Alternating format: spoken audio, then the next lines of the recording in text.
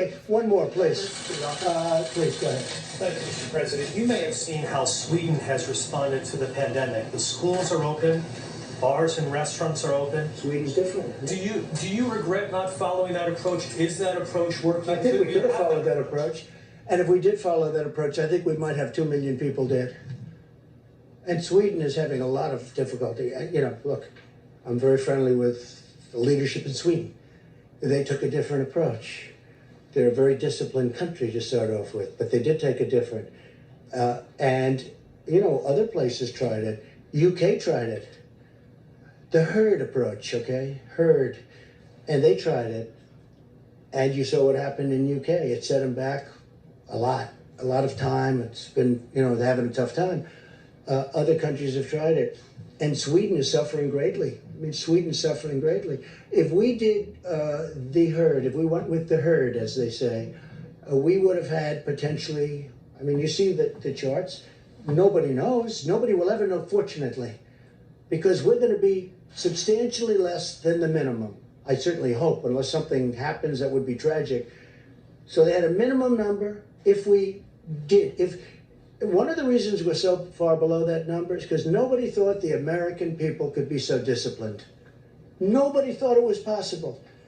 And I guess when they watched us up here every day and they watched other people and they listened to their representatives and governors, nobody thought that the American people could be so disciplined. They've been unbelievable. And because of that, so you have a minimum number of 100,000, and then you had the 2.2 number that if we did nothing, if we did just kept working, everybody go to work, people would be dropping dead on the subways. No, if we would have lost 1 million people, take the 2.2 million and cut it in half. Cut it in more than half. Make it 1 million people, okay? Now take that number and cut it in half. Make it 500,000 people. That's if we did nothing, right? It's unacceptable. It's too many people. So we spent more money on stimulus? Who cares by comparison? You take 2.2, you cut it in half, you cut it in half, you cut it in half, you keep cutting it in half. I don't care what number you choose. 500,000, 400,000. Well, we're going to have, we're talking 50, 60, 65, maybe. But if we would have done what one country tried, and it has been very tough for them, you know that, very, very nasty, very tough. But if we would have done that here, and again, you got to remember, UK tried it. And I was a little surprised, and I watched it.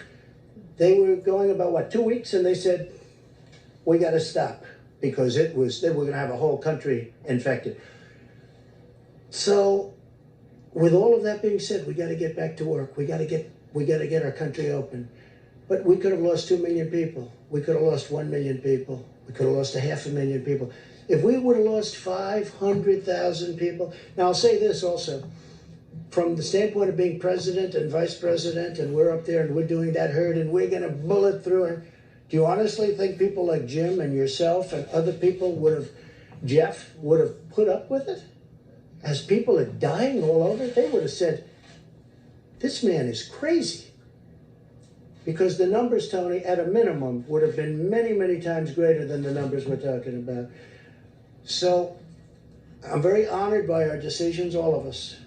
We talk about it all the time. I said, you want to let him you just ride it. You just ride it right through. We would have lost potentially millions of people. No, it would have been unsustainable. It would have been impossible to do. And the American people have been so disciplined. It's been my honor to be their president. I've said it before, I'll say it again, I'll say it always. It's been my great honor to have been their president. And I have a big decision coming up. And I only hope to God that it's the right decision. But it'll be based on the input from a lot of very talented people, very smart people, and people that love our country. Thank you all very much. Thank you.